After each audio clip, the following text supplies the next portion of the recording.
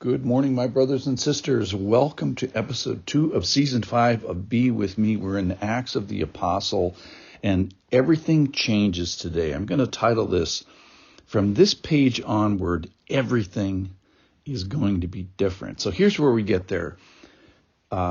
It's 33 AD. Jesus has been around for 40 days. Dead people have joined the church. Jesus has told them to wait in Jerusalem. Don't go anywhere, because things are changing. So let me pick up with Acts chapter 1, verse 4. And this is the last few things Jesus does. It says, while staying with them, that's Jesus staying with the disciples and the early church people, he ordered them not to depart from Jerusalem, but to wait for the promise of the Father, which he said, "You heard from me. For John baptized with water, but you will be baptized with the Holy Spirit not many days from now." So we find out, this is the verses from yesterday, that he stayed with them, that they're in Jerusalem, that he's told them to wait, which is very uncharacteristic of the rest of the book of Acts, and that something's going to happen. You're going to be baptized with the Holy Spirit. It's going to be soon, in a couple of days. And then verse 6, so this is today's verses. So, when they had come together, they asked him, "Lord, will you at this time restore the kingdom to Israel?" He said to them, "It is not for you to know times or seasons that the Father has fixed by his own authority, but you will receive power when the Holy Spirit has come upon you, and you will be my witnesses in Jerusalem and in all Judea and Samaria and to the end of the earth." Okay, so we start with a relatively stupid question from the disciples, which is all great. Lord, will you restore the kingdom to Israel? That is, either it's a question asking, are you going to restore the kingdom to Israel from the Romans or from the world powers? Or are you going to restore Israel to her place of being a lead dog in the spiritual kingdom world? In either way, Jesus, no matter how you interpret the question, Jesus says to them, this is a question you are not supposed to know the answer to. Listen to this, verse 7. He said to them, "It is not for you to know times or seasons that the Father has fixed by his own authority."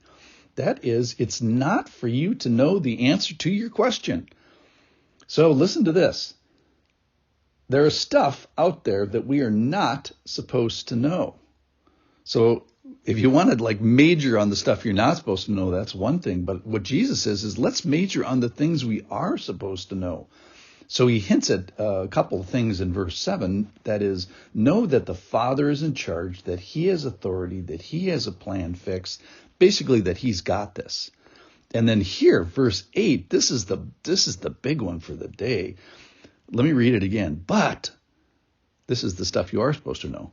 You will receive power when the Holy Spirit has come upon you, and you will be my witnesses in Jerusalem and in all Judea and Samaria and to the end of the earth.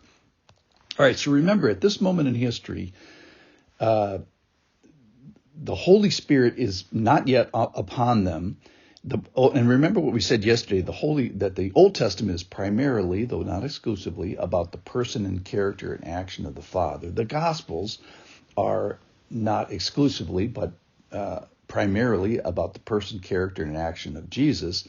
And from this moment on, from the rest of the New Testament, it's about the person and character and actions of the Holy Spirit. So you remember that moment in history when the angel comes down to Elizabeth and then to Mary and then to Joseph and then to the shepherds and then to the wise men and introducing Jesus Christ. And they didn't know anything about him. They didn't know his name. They didn't know his method. They didn't know his miracles. They didn't know his character. They didn't know what family he would be a part of. They didn't know what his teaching was going to be, how he loved to use parables. They didn't know his suffering. In other words, it was like they were just like a blank slate. Now, I know that Jesus had been mentioned a bit, and the Old Testament is about him in a shadowy sort of a way.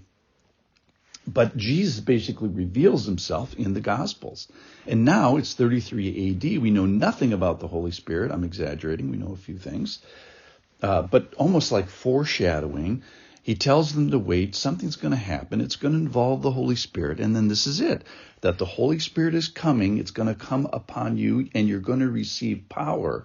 So it's not of you, that the spiritual kingdom is going to have an engine of spiritual power. It's going to be received.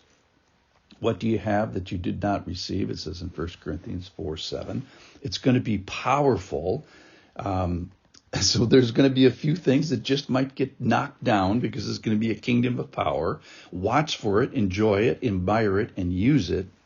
And then the other thing about this that's interesting, radical, is the cooperative nature of this, that there's going to be human beings involved from this moment on in a different way than they've ever been involved before.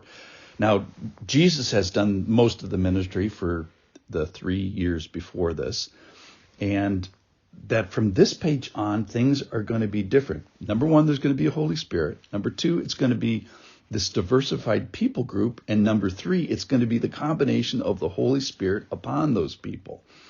And who are those people? It's the whole church. It's a description of every believer. And then where, he tells where this little dot on the map, which is Jerusalem, and then that's people like us, and then the region, Judea, and then Samaria, well, those people aren't exactly like us. And then to emphasize the point, this is going to go out, this new plan is going to go out to the very ends of the earth. Why? Well, do you know any people that don't need Jesus? Do you know anybody on the planet of your culture or someone else's culture who has their sin problem paid for in and of themselves? No. Do you know anybody who has their death problem fixed? No, you don't either. So it doesn't depend what zip code you're in or state or country or how close you are. The ends of the earth has people in it that are going to need this gospel in a new way. What's the way? With a diversified group of people, that is the church, full of the Holy Spirit, going out. So from this page on, things are going to be different. Thanks for listening. Stay tuned. Tomorrow's even more exciting.